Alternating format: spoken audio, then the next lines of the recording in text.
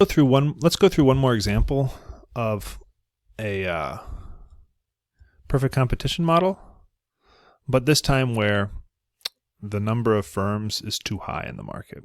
Okay, so this is our market.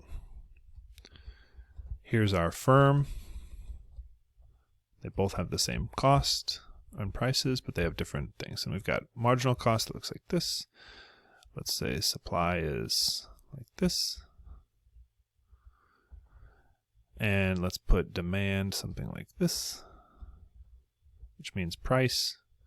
If we communicate it back to this guy is over here. And let's assume average cost looks like this.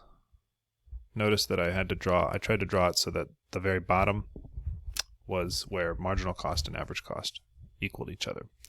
All right, so we can now draw, on top of everything else, the long run supply. The long run supply looks like this. It's supposed to be perfectly horizontal, and there's a little upward jag there. Sorry, guys. This tells us that given this demand, in the long run, supply is going to go there. How does that happen? Well, in the short run, firms maximize profits by setting their price equal to marginal cost. Okay? And we have this much supply. But this is a market that is oversupplied. This good. Okay? How do we know it's oversupplied? Because at this quantity, firms are making large losses. Average cost is all the way up here. So this is the size of the loss each firm is making every period, or, as they go on. Since firms are losing money, firms are going to start to exit the market. Okay, they're going to fold and go home. As that happens, the number of firms begins to shrink. As the number of firms shrink, the supply curve starts to get pulled back up. Okay. So something like here. And now the demand is here. And hey, look, at this new price, firms are still losing money.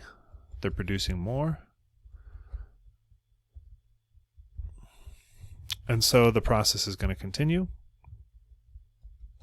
until the supply curve gets pulled all the way back to where it intersects long-run supply. All right, at this point, the price is exactly equal to marginal cost and average cost. And what's happened is that the number of firms has shrank because people were exiting, and each of the firms that survives produces a lot more than they originally did. Okay, you can see that Q3 is a lot bigger. So it's kind of like a dynamic where firms were consolidating and being swallowed up. And in the end, we had a smaller number of large successful firms that are actually able to just cover their costs. And there's a lot less quantity than was out there before. And this quantity here has a special name too. It's called the minimum efficient scale. And it is the quantity associated with average costs.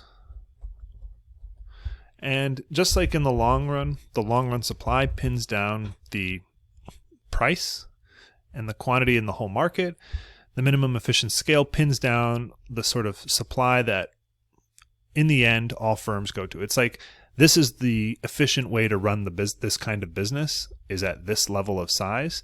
And in the long run, if demand changes or something like that, what happens is the number of firms that are at that scale changes, not the supply of individual firms, unless there's a technology change or something like that. And we'll talk about all those cases soon, okay?